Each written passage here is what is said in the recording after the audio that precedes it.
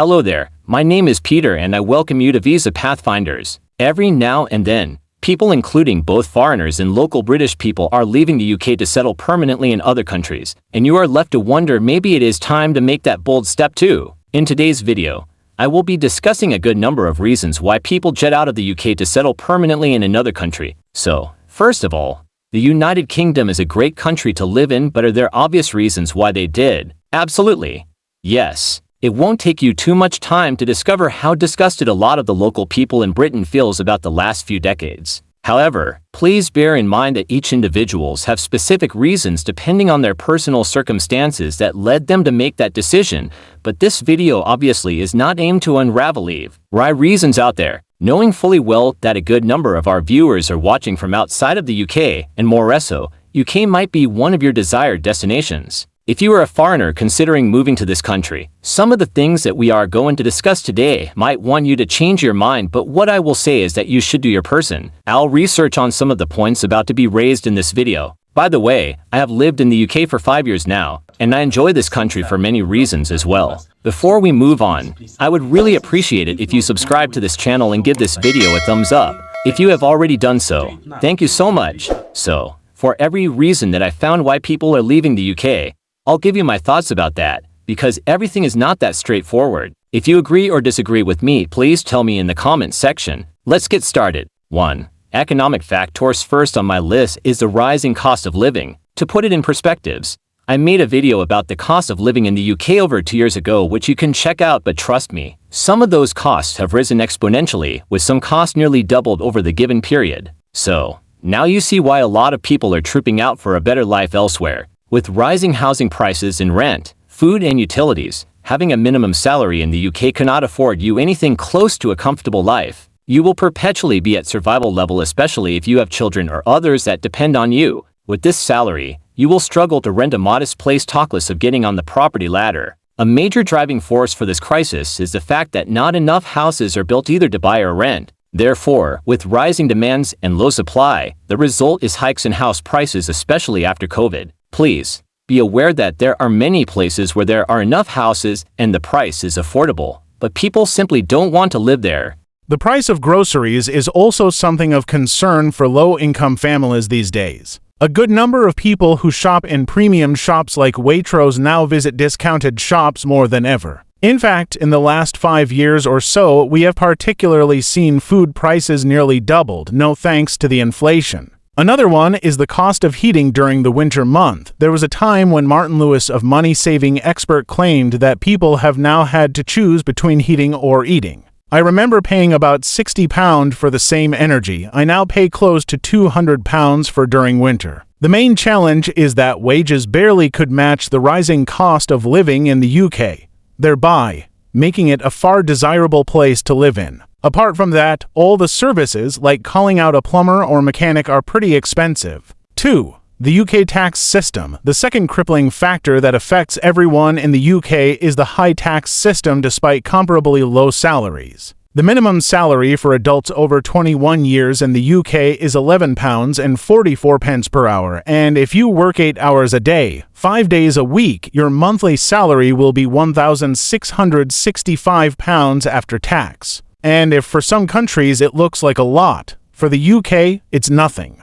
Keep in mind that although we are talking about the minimum salary here, because I don't think that there's a country where you can live comfortably on a minimum salary. Okay, but generally you get a lot less of your gross after income tax and national insurance are deducted, and with the rising cost of living, the average British person lives from paycheck to paycheck or rely heavily on credits. So often people decide to go to cheaper countries where they can afford more on a British salary. The challenge of moving to an affordable country entirely is that you will earn a smaller salary because it is adjusted to the local market. So your lifestyle will be the same, in addition to having to learn local languages and being an immigrant.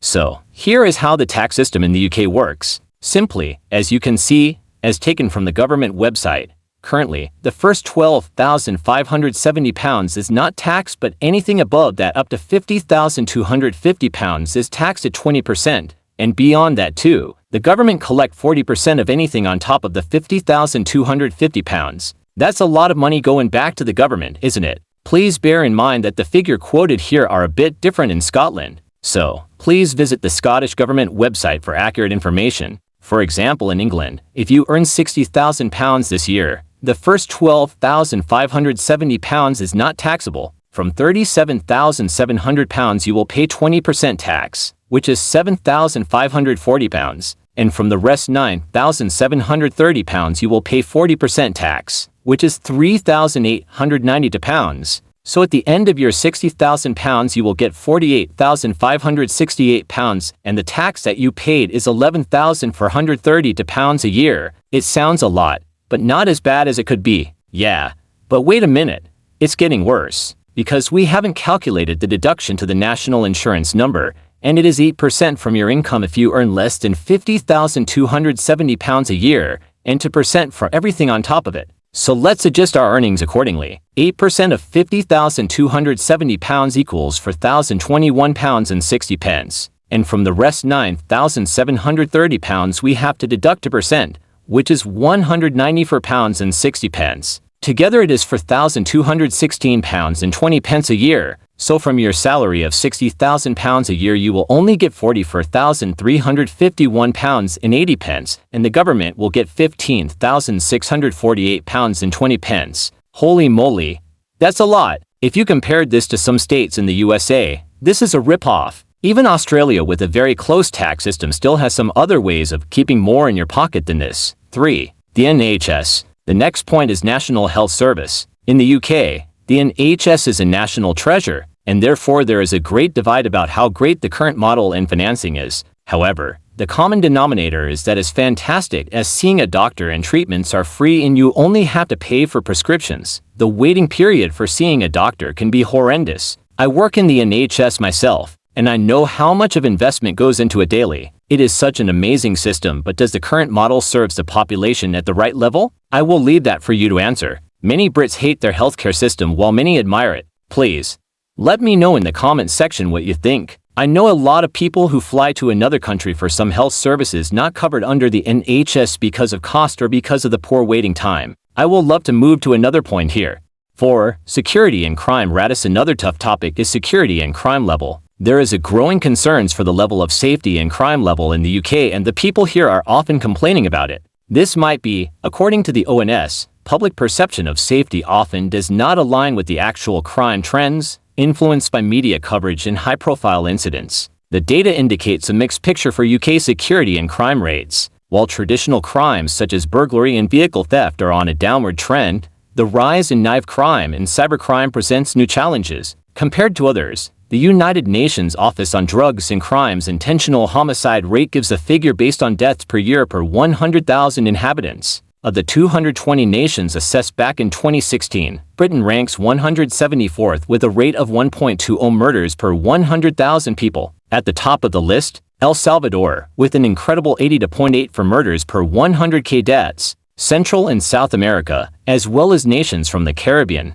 dominate the top 20 countries. Let's return to Numbeo and their crime index briefly. They assigned the UK an index figure of 40.72. For context, on a European level, the lowest-ranked country, Estonia, has 20.80, while the most criminal nation, Sweden, has an index figure of 49.35. Of the 188 countries assigned a ranking, Britain came 62nd. That just about puts us in the top third for crime. It's not ideal and higher than anyone living here would like, but compare us to the truly violent nations on Earth and a much more positive picture is painted, so things aren't quite as bad as they might be. How much is that a consolation to us as we witness and experience living somewhere that's becoming quantifiably more violent and more criminal? It depends on how you look at it. We can feel grateful that we're not trying to live our lives dodging bullets in a Caracas slum, but to those affected by crime and violence in our society, they'll want to know why more isn't being done to make the UK safer. In the UK, the same as in the US, everything depends on where you live. You can live in a nice neighborhood or a bad one. If you want to move to a new place, you can check the crime level in that area on the crime rate website. But I would also suggest to go for a walk around that neighborhood and looking around before you rent or buy a place there. Overall, I feel pretty safe here. With this, let's move to the next topic. Number 5 is weather. Weather and weather apparently. In the UK, you can experience the 4 seasons in one day. You can wake up and everywhere is wet, and within a few hours the sun rose up in the sky. Then you step out to meet a friend for coffee, but there were heavy hailstones before you get to the shop. Interesting, isn't it? Due to global mobility, a lot of people that desire some sorts of stability and more sunny days jet out to places like Dubai because the weather is so nice there and there is no tax income. But what happens in summer and spring, when it is not uncommon for temperatures to exceed 45°C during the hottest parts of the day in July and August? A lot of people then move back to Europe. But imagine if you have a family and kids. You won't be able to live 6 months in one country and then 6 in another. At some point of time, you would have to select just one country where you would stay at least until your kids are in school. So you can see that there is no such thing as a perfect country. Finally, we could argue the whole day about different reasons why people are leaving. But as I mentioned in the beginning of this video, I'm sure that there are other reasons why people decide to move to other countries. Usually, it is not just one reason, but a combination. People complain about the recent instability in the British politics, the quality of roads, public transport, supermarkets,